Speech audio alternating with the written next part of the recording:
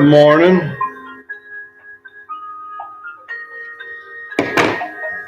Who is some kid? Some kid 8.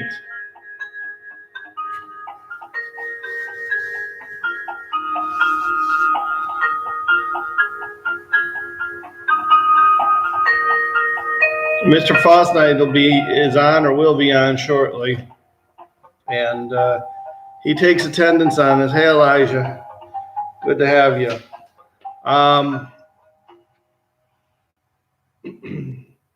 Today, yeah, I almost have to wear my sunglasses.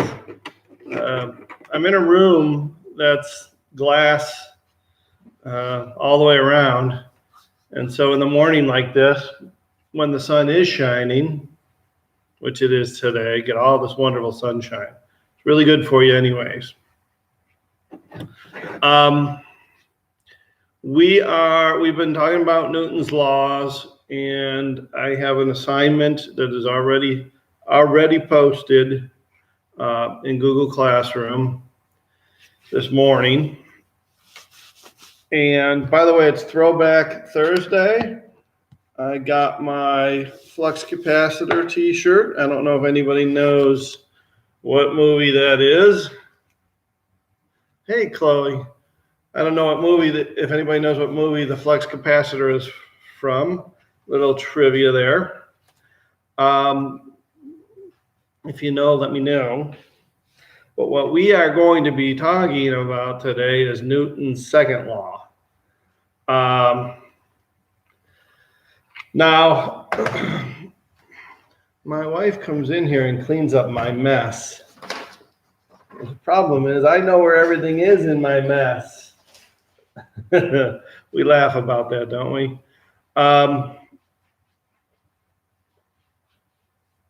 Anyways, Newton's second law basically is talking about it's the law of acceleration.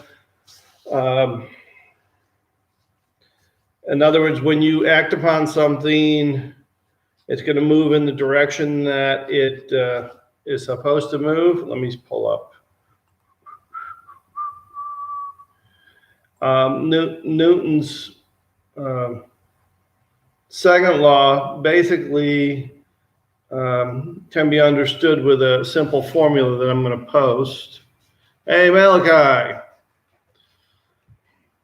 I was just thinking about Malachi because I've been going through my phone. I had so many pictures on my phone that I couldn't hardly do anything with it. So I actually downloaded about 4,000 pictures off of my phone. And one of those pictures was, well, actually, one of the pictures was a sleeping Malachi. There's a sleeping Elijah in there somewhere. And who knows, there might even be a sleeping Chloe in there. I'd have to go back and look. That's what happens with that early morning class, right? Did you guys say hi to Harold, by the way? All right, so I'm going to put something up here, a little formula.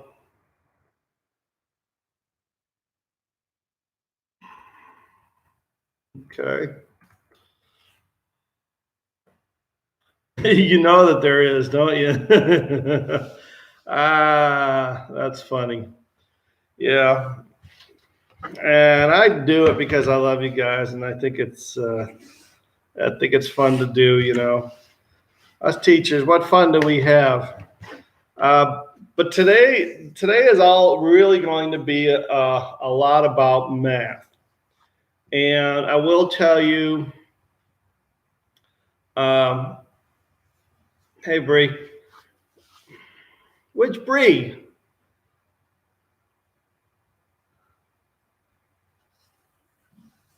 I will tell you that Bree with an I. Okay, I will tell you that it's mostly math that we're going to be doing today. And it's really simple formulas, and I don't think you guys will have any problems with it. It's good to see you, Krabby.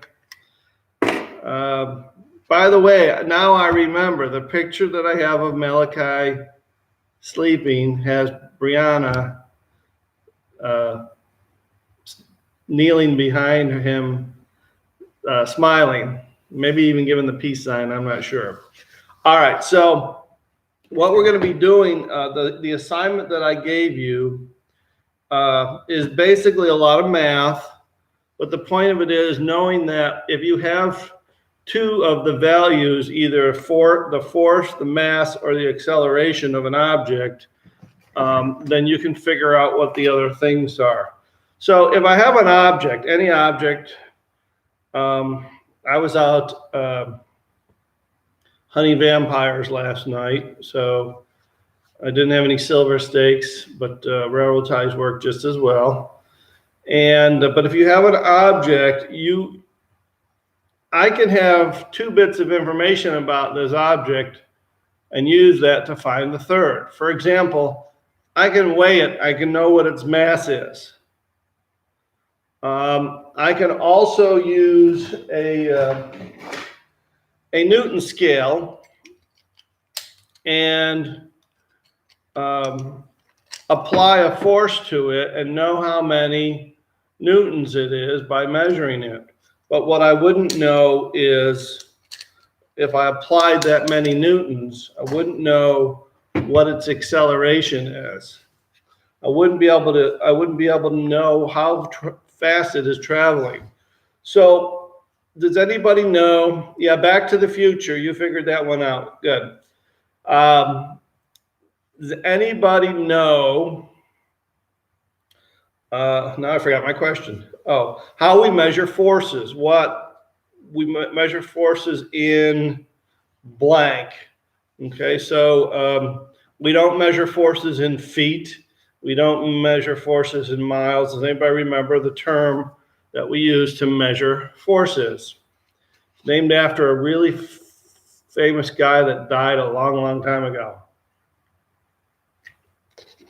As a matter of fact, these 3 laws that we're talking about are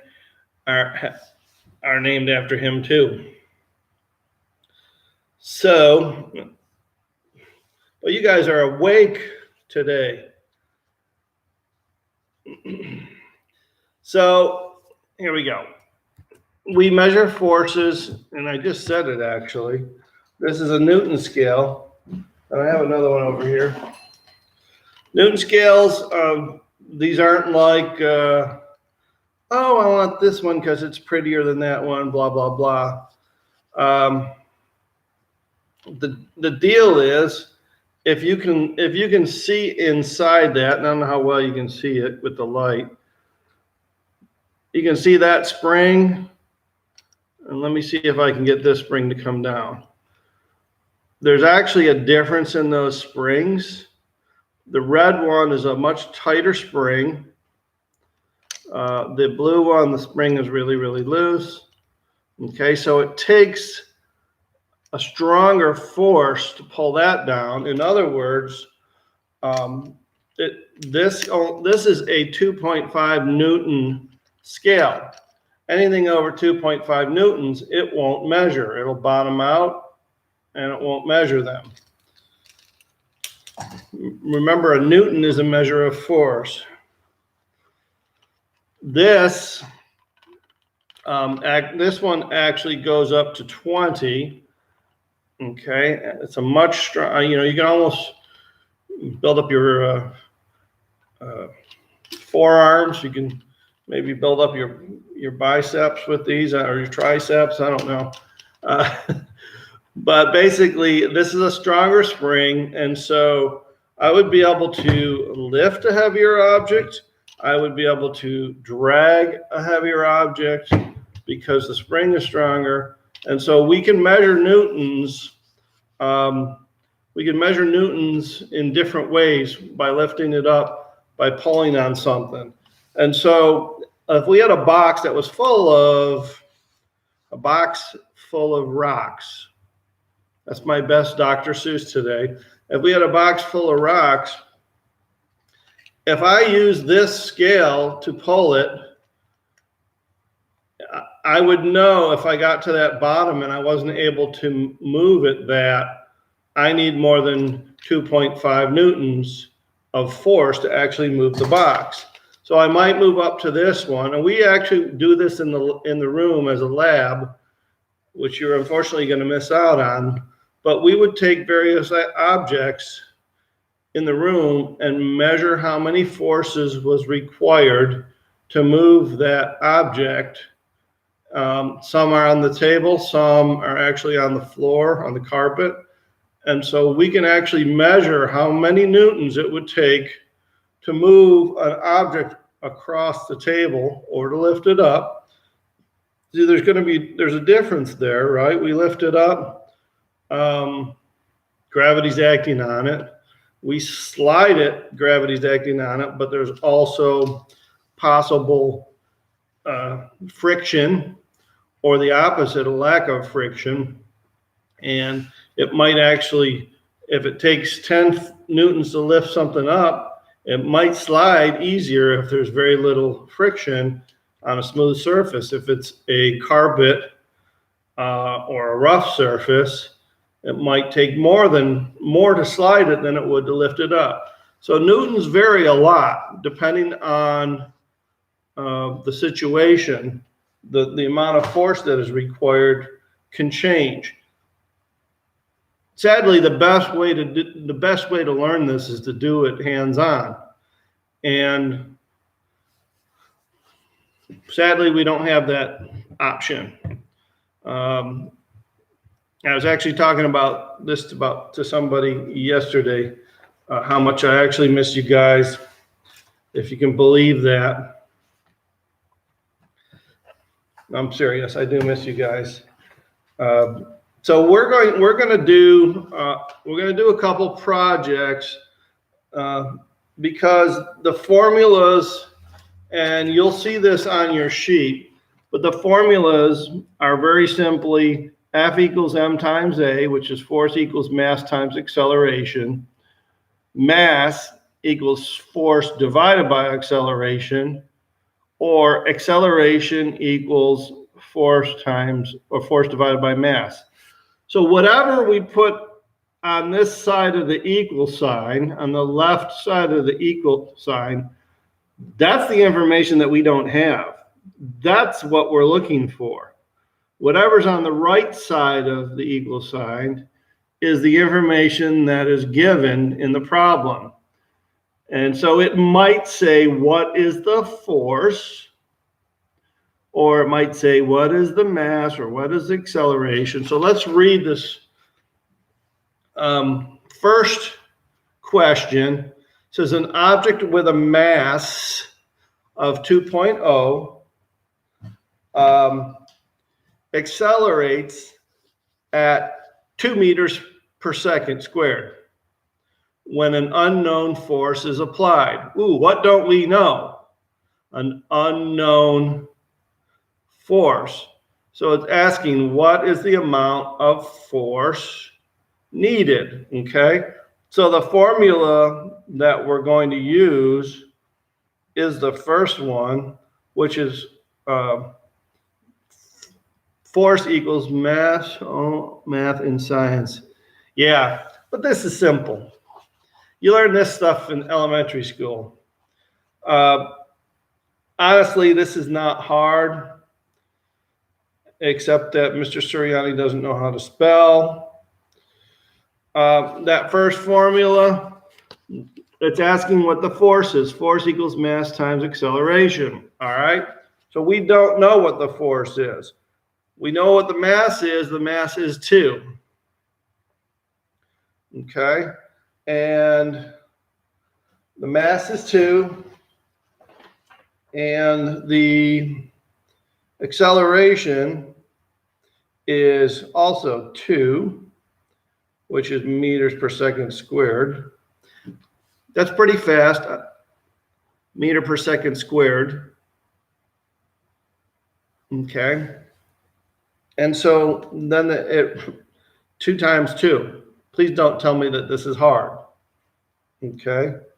So the force equals 2 times 2, 4. but how do we actually write it? So the mass equals 2. Okay. And I'm going to write this out here. Mass equals 2. Acceleration. I love it when it doesn't type, when I'm typing. Acceleration equals 2. Acceleration. All right. So it becomes F equals 2 times 2, right? The force equals, ta-da, 4 what? We always got to label it, 4 newtons. I just showed you the math. It's in the live chat there, okay?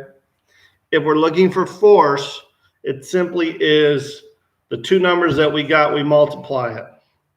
I don't think anybody in our group can't do that.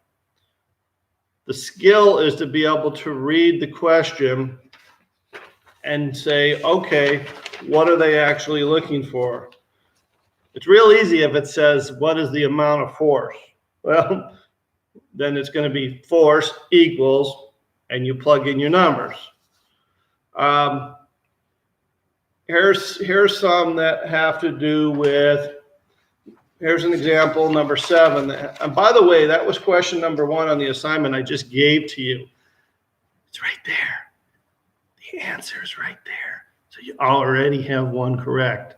All right, so we're going to do number 7 on the worksheet. Okay. And 7 is as follows. An object accelerates at 3 meters per second squared. Okay. And the force, when a force equals 6 newtons, okay? 6 newtons. Why is my cursor always up here in this corner here when it needs to be down here? It's crazy. All right. All right, so now we have that other formula that we need, okay? We are looking for acceleration. So our formula becomes, let me type that out for you. Acceleration. I know you guys are like, oh God, math. You know what? Once you do a couple of these, it's really easy. Equals force divided by acceleration. Okay, in this case, so we don't know what A is. A equals, we know our force is 6, and we know our acceleration is 3. Can anybody solve that problem? 6 divided by 3. 6 divided by 3. 6 divided by 3. Take your shoes off, start using your toes. 6 divided by 3. Somebody put an answer up there. 6 divided by 3. 6 divided by 3. Hello? Hello? Hello? Elijah? Malachi? Rocky? What is 6 divided by 6 divided by 3 is 18. Yeah, 6 divided by 3 is, well, that would be multiplying, right? 6 divided by 3 is 2, right? So that is the answer, okay? We are looking for mass, right?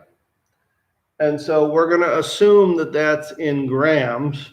So our answer would be A equals 2 grams. We're going to say grams because most of these problems are in grams. I got something in my eye today. All right, that's simple. Does anybody think that that's hard to look at something and just go, and the formulas are right on the worksheet. You don't have to remember, you don't have to memorize them. You just need to know how to plug in. This is essentially understanding the relationship. This is what Newton's second law is, understanding the relationship between force, mass, and acceleration. Everything you need to know about if you want to build a vehicle, if you want to build a race car, if you want to put a motor on your 10-speed bike, which they do exist. Had a friend that put one of those little motors on. All right, so you would need to know what is the horsepower or output of the motor. And so then you need to know, okay, how much mass is on the bike? Well, the bike might weigh pounds, and the person riding it might weigh 120 pounds. So you got 140 pounds of mass. Okay, so how much force in newtons is it going to take to make that bike go 20 miles an hour? These are real life things to think about. What size engine do we need to put in a Corvette to get it to go from 0 to 60 in under 3 seconds? Can we put too big of an engine on a vehicle? Yeah, sure we can. Can we put too big of an engine on a boat? Sure we can. We can do a lot of crazy things. You put too big of an engine on a boat, the boat will sink. But there's real life applications to this stuff. Fuel efficiency. You don't want to be using a lot of gas. My little car, you guys know my little red Honda, gets about 4 times the mileage as my wife's car. She's got a big old Jeep that doesn't do well on gas. So what is the difference? The mass of the Jeep is probably about 3 or 4 times the mass of my little Honda. The wind resistance of the Jeep is different than the Honda. There's all kinds of factors that we think about. This is all physics, right? The size of the actual engine. You got a big vehicle, you need a bigger engine to push it. It's exactly what we're talking about. What kind of force do we need to get acceleration? What kind of engine do we need? What is the mass of it? My nephew works for Ford, and he's an engineer, and his job is to figure out how much the vehicles actually are going to weigh or how much they do weigh. And you could have, let's say you have a Ford Mustang, and you can have different packages. You can get a stripped down one, you can get a convertible one, you can get one with a bigger engine, you can get one with all the bells and whistles. Each one of those vehicles has a different weight. Each one is going to perform a little different based on the weight of the vehicle. And does one have a bigger engine than the other? You know that there are different versions of engines that they can put in, especially in sports cars. It's all science. It's all Newton's second law. This stuff is real world stuff for a lot of us that we don't think about. All right, real quick. The last formula is acceleration. And so I'm going to do one last problem. Hopefully this will only take a minute. What is the resulting acceleration? All right, so we have an object with a mass of 2. Okay, so mass equals 2. Okay. The force equals 4. Okay. Okay. And so we're going to be using the third problem, which is A equals force divided by mass. Okay. And so if we plug those numbers in there, we have acceleration equals, the force is 4, the mass is 2. So what is 4 divided by 2? Come on, you brainiacs, give me a quick answer. 4 divided by 2. Yes, 4 divided by 2 is 2. Okay. Very itchy today. So if we have the acceleration, we take the force divided by the mass. If we have the mass, we take force divided by acceleration. If we have the force, we take the mass and multiply it times acceleration. That's right, Brianna, too. All right. I know this is kind of one of our most boring lectures. Hang in there. The worksheet is posted. Get on it, get it done. There's 21 questions. I know that's going to blow your brains apart. It's worth 25 points. But it's simple math that you can do on your phone, if not in your head. Most of you can do 4 divided by 2 with your fingers and toes. Say goodbye to Harold. If you don't have any questions, I'm out because I'm a little bit over today. And I hope you guys have a wonderful day. Don't forget, you can email me anytime. If your head's about to explode, email me before it does, because nobody wants to clean that mess up. Love you guys. Don't forget your flux capacitors. All right. Peace out.